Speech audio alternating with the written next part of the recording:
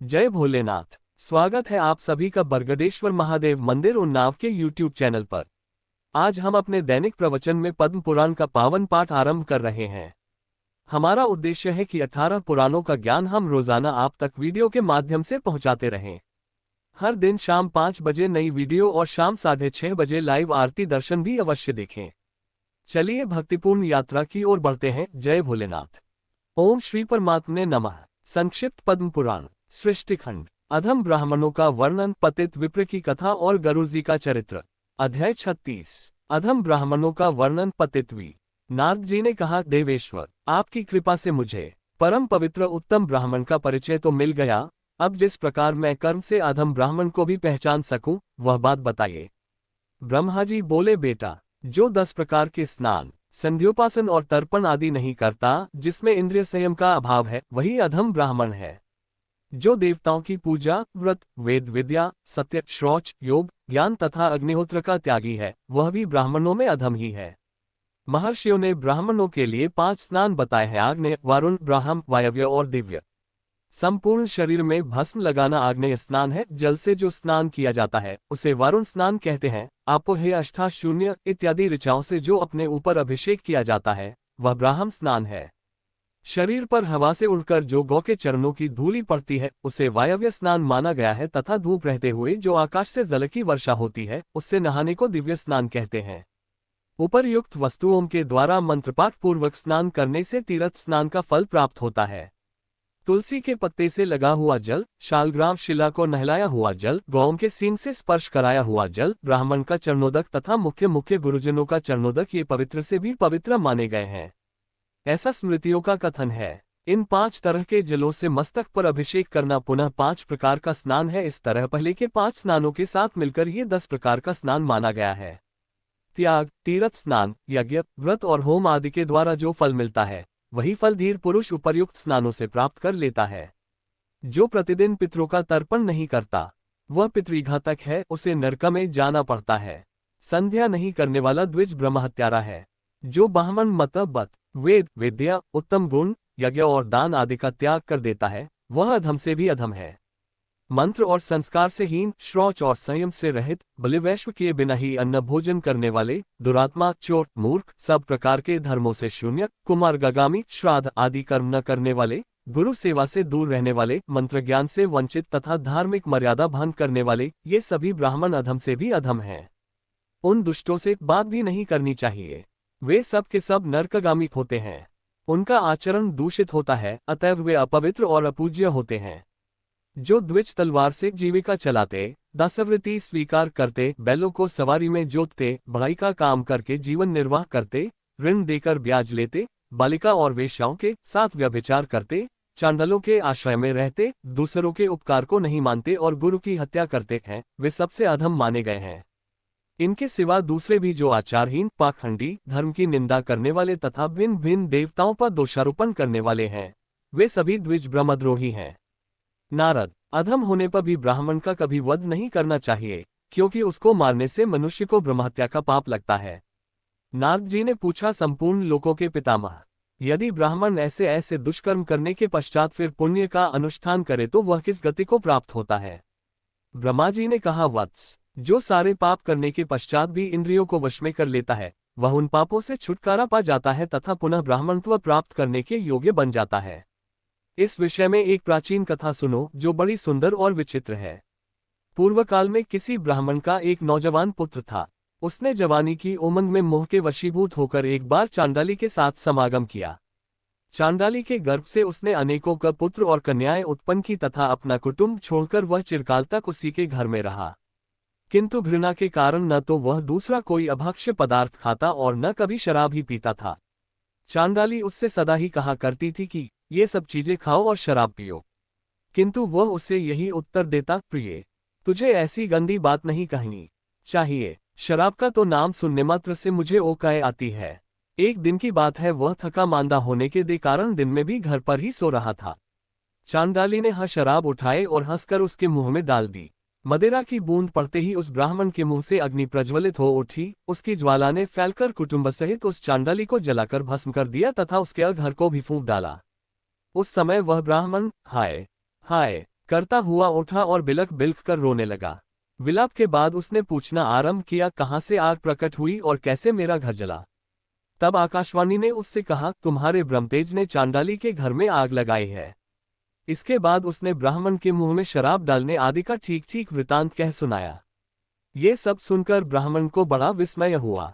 उसने इस विषय पर भलीभांति विचार करके अपने आप को उपदेश देने के लिए यह बात कही, विप्र, तेरा तेज नष्ट हो गया, अब तू पुनः धर्म का आचरण कर। तदनंतर उस ब्राह्मण ने बड़े बड़े मुनियों के पास जाकर उनसे अपने हित की बात पूछी। मुनियों ने कहा, तू दान धर्म का आचरण कर। ब्राह्मण नियम और व्रतों के द्वारा सब पापों से छूट जाते हैं। अतः तू भी अपनी पवित्रता के लिए शास्त्रोक्त नियमों का आचरण कर। चांद्रायण प्रयच, तप्तकृच्छर, प्रजापत्य तथा दिव्य व्रतों का बारंबार अनुष्ठान कर। ये व्रत समस्त दोषों का तत्काल शोषण कर लेते हैं। तू पवित्र तीर्थों में जा और वहां भगवान श्री विष्णु की आराधना कर। करने से तेरे सारे पाप शीघ्र ही नष्ट हो जाएंगे। पुण्य तीर्थों और भगवान श्री गोविंद के प्रभाव से पापों का क्षय होगा और तू ब्रह्मत्व को प्राप्त होगा। तात, इस विषय में हम तुझे एक प्राचीन इतिहास सुनाते हैं। पूर्व काल में विंतानंदन गरुड़ जब अंडा फोड़कर बाहर जे निकले, तब नवजात शिशु की अवस्था में ही उन्हें आहार ग्रहण करने की इच्छा हुई। वे भूख से व्याकुल होकर माता से बोले, माँ, मुझे कुछ खाने को दो। पर्वत के समान शरीर वाले महाबली गरुड़ को देखकर परम सौभाग्यवती माता विंता के मन में बड़ा हर्ष हुआ। वे अपने पुत्र से बोली, बेटा, मुझमें तेरी भूख मिटाने की शक्ति नहीं है। तेरे पिता धर्मात्मा कश्यप साक्षात ब्रह्मा जी के समान तेजस्वी हैं। वे सोनतर नदी के उत्तर तट पर तपस्या करते हैं। वहीं जा और अपने पिता से इच्छानुसार भोजन के विषय में परामर्श कर।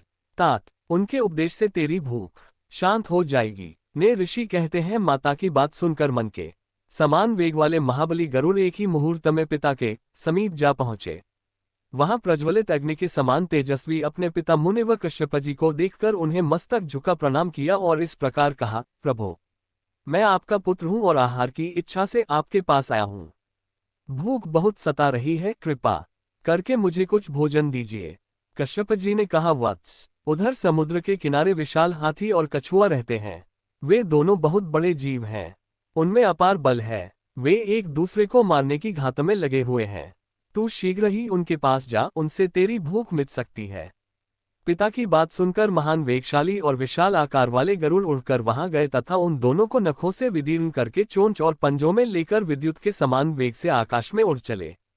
उस समय मंद्राचल आदि पर्वत उन्हें धारण नहीं कर पाते थे। तब वे वृक्ष की बहुत बड़ी शाखा पर बैठे। उनके पंजा रखते ही वह शाखा सहसा टूट पड़ी। उसे गिरते देख महाबली पक्षीराज गरुड़ ने गौ और ब्राह्मणों के वध के भय से तुरंत पकड़ लिया और फिर बड़े वेग से आकाश में उड़ने लगे। उन्हें बहुत देर से आकाश में मंडराते देख भगवान श्री विष्णु मनुष्य का रूप धारण कर उनके पास जा इस प्रकार बोले, पक्षीराज, तुम कौन हो और किस लिए यह विशाल शाखा तथा ये महान हाथी एवं कछुआ लिए आकाश में घूम रहे हो। उनके इस प्रकार पूछने पर पक्षीराज ने नरूपधारी श्रीनारायण से कहा, महाबाहो, मैं गरुड़ हूँ। अपने कर्म के अनुसार मुझे पक्षी होना पड़ा है। मैं कश्यप मुनि का पुत्र हूँ और माता विंता के गर्भ से मेरा जन्म हुआ है। देखिए, इन बड़े बड़े जीवों को मैंने खाने के लिए पकड़ रखा है। वृक्ष और पर्वत कोई भी मुझे धारण नहीं कर पाते। अनेकों योजन उड़ने के बाद मैं एक विशाल जामुन का वृक्ष देखकर इन दोनों को खाने के लिए उसकी शाखा पर बैठा था, किंतु मेरे बैठते ही वह भी सहसा टूट गई। अतः सहस्त्रों ब्राह्मणों और गौओं के वध के डर से इसे भी लिए डोलता हूँ। अब मेरे मन में बड़ा विषाद हो रहा है कि क्या करूं, कहाँ जाऊं और कौन मेरा वेग सहन करेगा।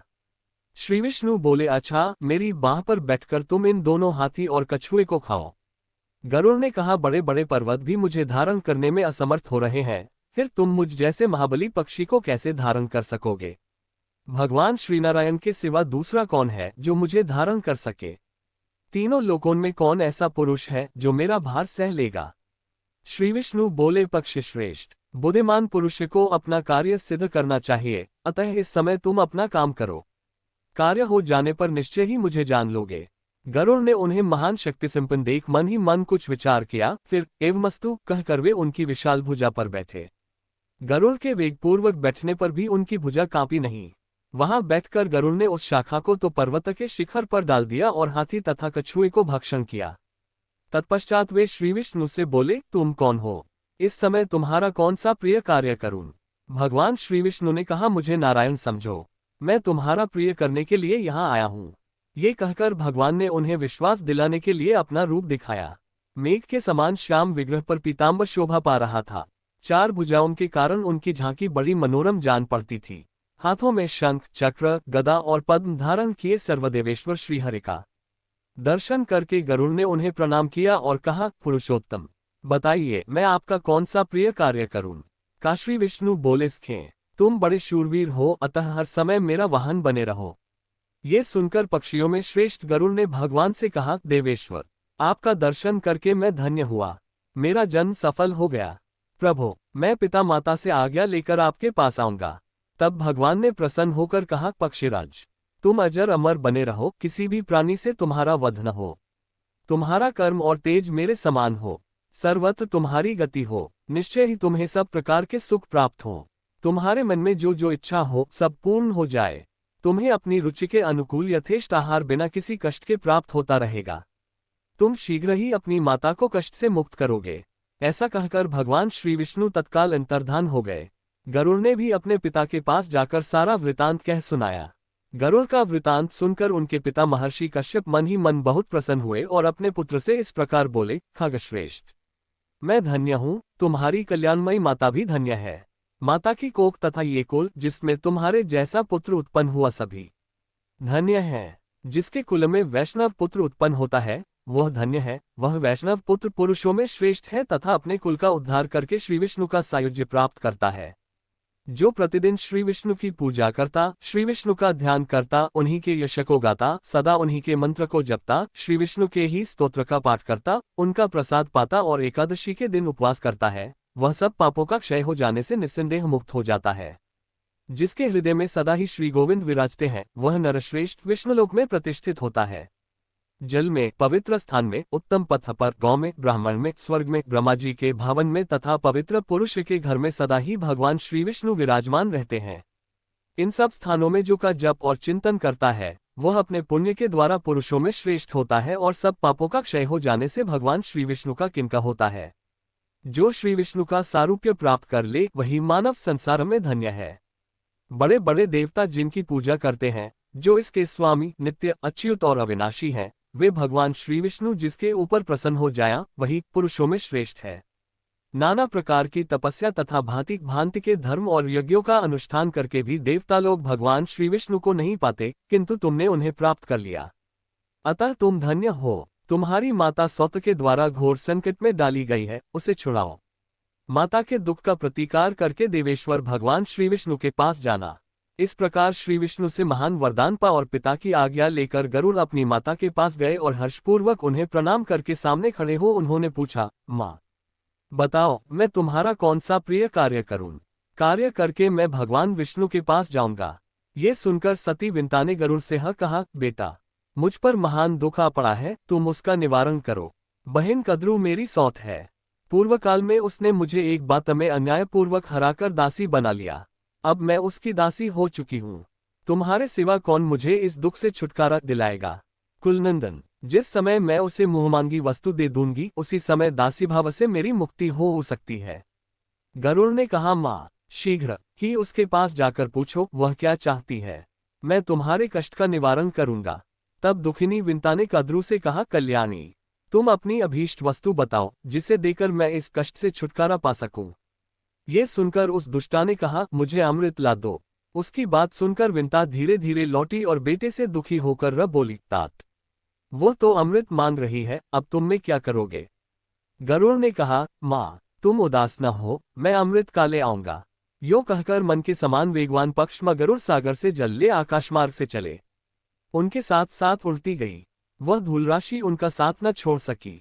गंतव्य स्थान पर पहुंचकर गरुड़ ने अपनी चोंच में रखे हुए जल से वहां के अग्नि में प्राकार परकोटे को बुझा दिया तथा अमृत की रक्षा के लिए जो देवता नियुक्त थे उनकी आंखों में पूर्वोक्त धूल भर गई, जिससे वे गरुड़ जी को देख नहीं पाते थे। बलवान गरुड़ ने रक्षकों को मार गिराया और अमृत लेकर वे वहां से चल दिए। पक्षी को अमृत लेकर आते देख ऐरावत पर चढ़े हुए इंद्र ने कहा, अहो, पक्षी का रूप धारण करने वाले तुम कौन हो जो बलपूर्वक अमृत को लिए जाते हो। संपूर्ण देवताओं का अप्रिय करके यहाँ से जीवित कैसे जा सकते हो। गरुड़ ने कहा, देवराज, मैं तुम्हारा अमृत लिए जाता हूँ, तुम अपना पराक्रम दिखाओ। ये सुनकर महाबाहु इंद्र ने गरुड़ पर तीखे बाणों की वर्षा आरंभ कर दी, मानो मेरुगिरी के शिखर पर मेघ जल की धाराएं बरसा रहा हो। गरुड़ ने अपने वज्र के समान तीखे नखों से ऐरावत हाथी को विदीर्ण कर डाला तथा मातले सहित रथ और चक्कोन को हानि पहुंचाकर अग्रगामी देवताओं को भी घायल कर दिया। तब इंद्र ने कुपित होकर उनके ऊपर वज्र का प्रहार किया। वज्र की चोट खाकर भी महापक्षी गरुड़ विचलित नहीं हुए। वे बड़े वेग से भूतल की ओर चले। तब इंद्र ने सब देवताओं के आगे स्थित होकर कहा, निष्पाप गरुड़, यदि तुम नागमाता को इस समय अमृत दे दोगे तो सारे सांप अमर हो जाएंगे, अतः यदि तुम्हारी सम्मति हो तो मैं इस अमृत को वहां से हर लाऊंगा। गरुड़ बोले, मेरी साध्वी माता विंता दासी भाव के कारण बहुत दुखी है। जिस समय वह दासीपन से मुक्त हो जाए और सब लोग इस बात को जान लें, उस समय तुम अमृत को हर ले आना। यूं कहकर महाबली गरुड़ माता के पास जा इस प्रकार बोले, माँ, मैं अमृत ले आया हूँ, इसे नागमाता को दे दो। अमृत सहित पुत्र को आया देख विंता का हृदय हर्ष से खिल उठा। उसने कद्रू को बुलाकर अमृत दे दिया और स्वयं दासी भाव से मुक्त हो गई। इसी बीच में इंद्र ने सहसा पहुंचकर अमृत का घड़ा चुरा लिया और वहां विष का पात्र रख दिया। उन्हें ऐसा करते कोई देख न सका। कद्रू का मन बहुत प्रसन्न था। उसने पुत्रों को वेगपूर्वक बुलाया और उनके मुख में अमृत जैसा दिखाई देने वाला विष दे दिया। नागमाता ने पुत्रों से कहा, तुम्हारे कुल में होने वाले सभी सर्पों के मुख में ये अमृत की बूंदें नित्य निरंतर उत्पन्न होती रहें तथा तुम लोग इनसे सदा संतुष्ट रहो। इसके बाद गरुड़ अपने पिता माता से वार्तालाप करके देवताओं की पूजा कर अविनाशी भगवान श्री विष्णु के पास चले गए। जो गरुड़ के इस उत्तम चरित्र का पाठ या श्रवण करता है, वह सब पापों से मुक्त होकर देवलोक में प्रतिष्ठित होता है। ब्रह्मा जी कहते हैं, ऋषियों के मुख से यह उपदेश और गरुड़ का प्रसंग सुनकर वह पतित ब्राह्मण नाना प्रकार के पुण्य कर्मों का अनुष्ठान करके पुनः ब्राह्मणत्व को प्राप्त हुआ और तीव्र तपस्या करके स्वर्गलोक में चला गया। सदाचारी मनुष्य का पाप प्रतिदिन क्षीण होता है और दुराचारी का पुण्य सदा नष्ट होता रहता है। अनाचार से पतित हुआ ब्राह्मण भी यदि फिर सदाचार का सेवन करे तो वह देवत्व को प्राप्त होता है। अतः द्विज प्राणों के कंठगत होने पर भी सदाचार का त्याग नहीं करते। नारद, तुम भी मन, वाणी, शरीर और क्रिया द्वारा सदाचार का पालन करो। आशा है आज का पद्म पुराण पाठ आपके जीवन में शांति और आशीर्वाद लाएगा। कृपया चैनल को लाइक, शेयर और सब्सक्राइब अवश्य करें। शाम 6:30 बजे लाइव आरती दर्शन में जरूर जुड़ें। फिर मिलेंगे कल शाम 5 बजे एक नए अध्याय के साथ। जय भोलेनाथ।